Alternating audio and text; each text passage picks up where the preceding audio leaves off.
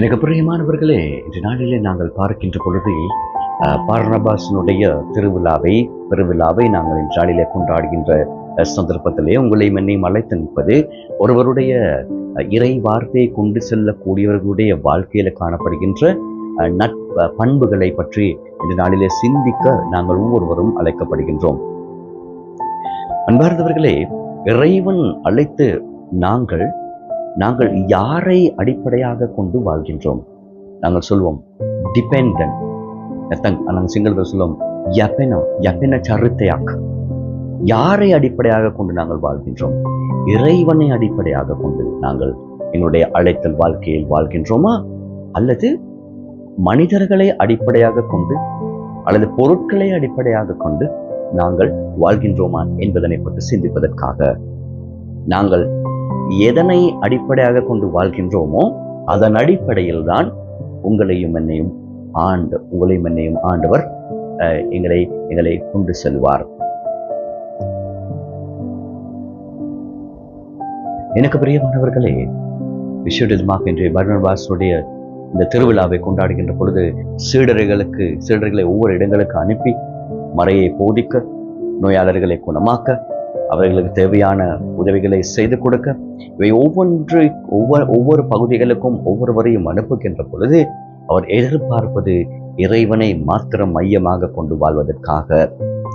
யாராவது ஒருவர் இறைவனுடைய வார்த்தையை பின்பற்றாமல் அவர்களை வரவேற்காமல், அந்த இறை வார்த்தையை வரவேற்காமல் இருக்கின்றவர்களுடைய வாழ்க்கை அவர்களுடைய எதிர்பார்க்காத சந்தர்ப்பத்திலே அவர்கள் இறைவனை விட்டு பிரிந்து செல்லுகின்ற பொழுது அவர்கள் தங்களுடைய வாழ்க்கையில் எந்த ஒரு எதிர்பார்ப்பும் இல்லாமல் வாழ்க்கையை விட்டு ஏனோ தானோ என்று அவர்கள் சொல்லுவார்கள். எனவே இறைவனுடைய வார்த்தையை பின்பற்றுகின்றவர்கள், இறைவனுடைய வார்த்தையை முழுமையாக ஏற்றுக்கொள்பவர்களுடைய வீடுகளுக்கு சென்று அவர்களுக்கு அமைதியை கூறுங்கள் என்று சொல்லி அவர்களை அனுப்புகிறார். எனவே நீங்களும் நானும் இன்று இறை வார்த்தையை கொண்டு வருகின்றவருடைய வாழ்க்கையை, அல்லது இறை வார்த்தையை போதிக்கின்றவர்களுடைய வாழ்க்கையை, அல்லது இறைவனுக்கு உள்ளாக வாழ்கின்றவர்களுடைய வாழ்க்கையை பற்றி எவ்வாறு நாங்கள் ஏளனம் செய்கின்றோம்? யோசித்து பார்ப்போம்.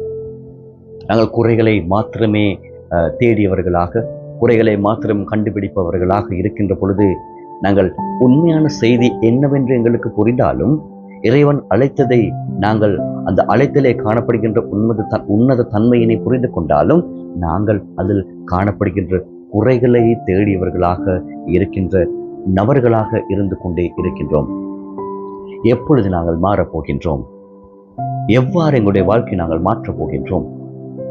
இதற்கெல்லாம் பதில் உங்களிடமும் என்னிடமும் மாத்திரமே காணப்படுகின்றது.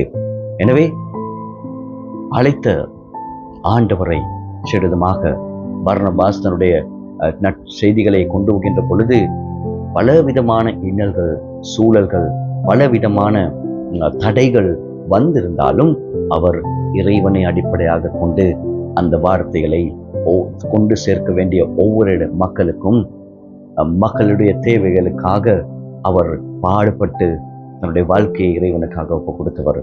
எனவே நீங்களும் நானும் விசேடமாக ஒவ்வொருவரும் உறுதி பூசுதல், அதை போன்று திருமுழுக்கு போன்ற தூய ஆவியின் கொடைகளை, வரப்பு சாதங்களை பெற்றவர்களாக இருக்கின்ற நீங்களும் நானும் எவ்வாறு சாட்சி பகிர்கின்றோம்?